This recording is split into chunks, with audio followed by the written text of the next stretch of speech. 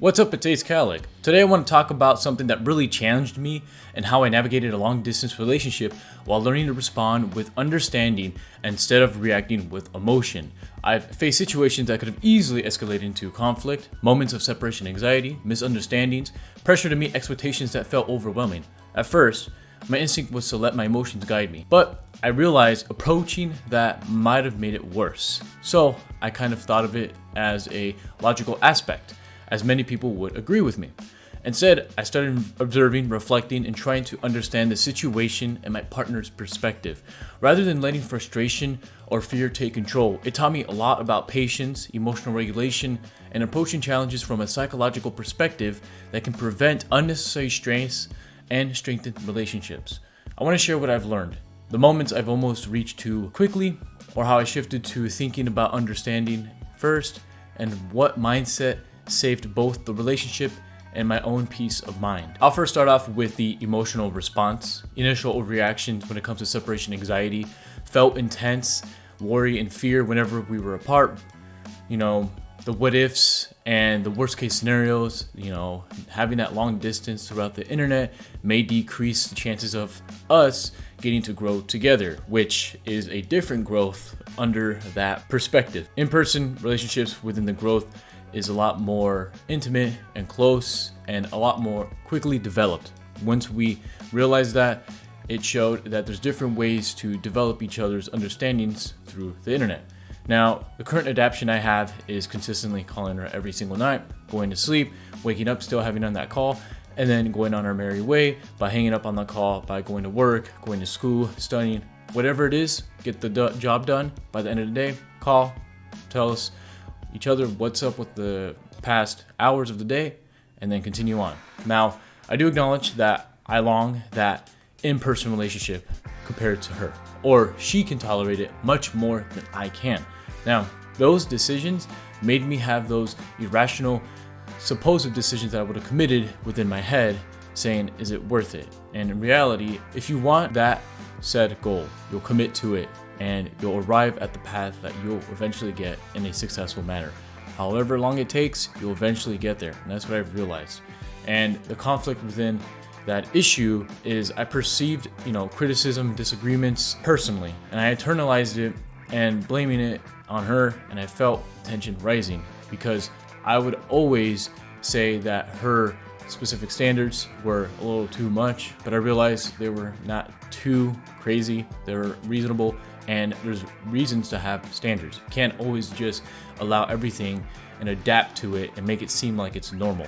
Although that's my perspective in living life, even in work and having fun, making friends. I like to adapt to everyone else while I would just rather, suffer in a mental aspect. The next one I could think of is behavioral responses, over accommodation, trying to meet every expectation immediately, change behaviors excessively, and suppress my natural tendencies.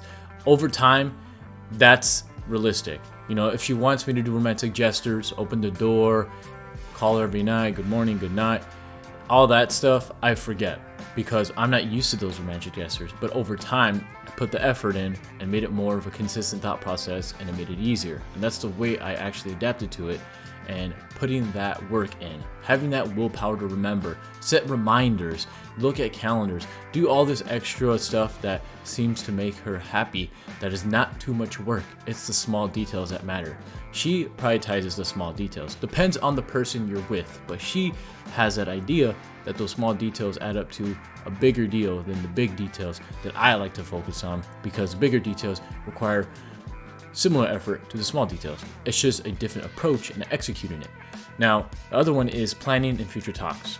Insisted on planned and detailed steps. I overthink with the logistics, and I shared all the concerns with her, but it led to friction. Now, I practice in the vagueness, flexibility within the structure, focusing on realistic goals without overloading her in that sense that may be emotional, because she lives in the present. I live in the present within more of the future. I like to pre-plan, and understanding her idea of just living right now, not knowing what could happen in the future, makes sense. It does. But people think differently. I like to set plans within months and try to execute it. And with her, conflicting ideas that I agree with has made me even more indecisive than I've ever been in my life. But I'm willing to adapt it, and I'm just willing to push forward in what I want to do in my personal life so I can help her when it comes to anything, because I want to grow with her in person. Long distance is for so long because of the military. We're in that setup. I'm reserve, she is active, so it's always going to be like that for a couple years. Now, the third one I can think of is cognitive and thought patterns. So the perceived negativity that I had, interpreted her discomfort with her realism as a personal rejection. I felt really defensive. But then I recognized the differences between her processing style and her realistic approach. She accepted that differences are natural and not personal attacks. It just had understandings of how we approach things. We have an understanding that I will adapt, she will adapt. She's had the patience with me. That's what she's had to learn, is that I have to understand that she is more of a dominant sense of what she wants. She'll make it happen. But then I'm the personality type that will adapt to anyone. I've done it with anyone in my workplace. I've said it previously, whatever it is, I just go with the flow and try to push for it. Even at work, many people think that I get trampled on. They say, you got to stand up for yourself, you got to do that. And my sense is I like to adapt to everything. Everything is a challenge in my mindset. So if someone's telling me I have to do this and then do that, I'd be like, easy. That's not a problem. I can do it. Even if it seems like a way to take advantage of me, I think if you can adapt to any situation, you get to go through any other environment that you have to, deal with. And for me, it's easy. Doing the military training was easy, though it is Air Force, the chair force of the branches, they don't really do much. For me, that was easy to overcome by doing above average anything, because it is not that hard. The last one I could think of is emotional regulation and self-reflection. Emotional flooding, letting emotions dominate reasoning and frequent ruminating and feeling stuck in limbo. I had this because I felt like I was going to be lonely forever, especially with this generation and this age. It is very hard to find a meaningful relationship nowadays. If I attempted to do it before this relationship that I've had right now, and it didn't work out, and their goals were not the same as mine. Her perspective is similar, but not in the idea of seeking a long-term relationship, but the idea that it is hard to find that person that actually wants that meaningful connection. Now, I'm learning that processing internally through journalized aspects of writing it down has helped me a lot. Compartmentalize thoughts while maintaining the emotional stability has helped. I'm not really emotional, but she's released in vulnerable state of me where I actually use my emotions rather than the logical aspect. Compared to outside the relationship, I disregard the emotional aspect. So I feel more comfortable approaching this situation in a vulnerable state.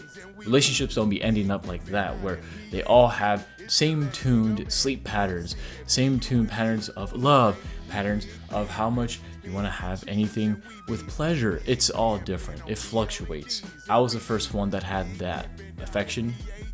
Granted, I'm a man, so of course I'm seeking that feeling right away, compared to her being superstitious and like, how could that be, approach, this shouldn't work, you shouldn't be saying this yet, we gotta wait a certain amount of time. Overall, that's my journey in understanding a relationship within someone that actually cares about me. On top of the long distance, it's just the psychology of reacting with a logical sense rather than running on emotions. And this could be overriding when you feel very vulnerable to the situation you're in and you're willing to be vulnerable, and that affects your mindset. So this is one thing I'd say: be very cautious in a relationship. Take it in a logical step rather than the emotions, although the emotions do apply of how you feel every single day. But having ideas of how to approach it realistically makes it more easier to understand and how to solve it.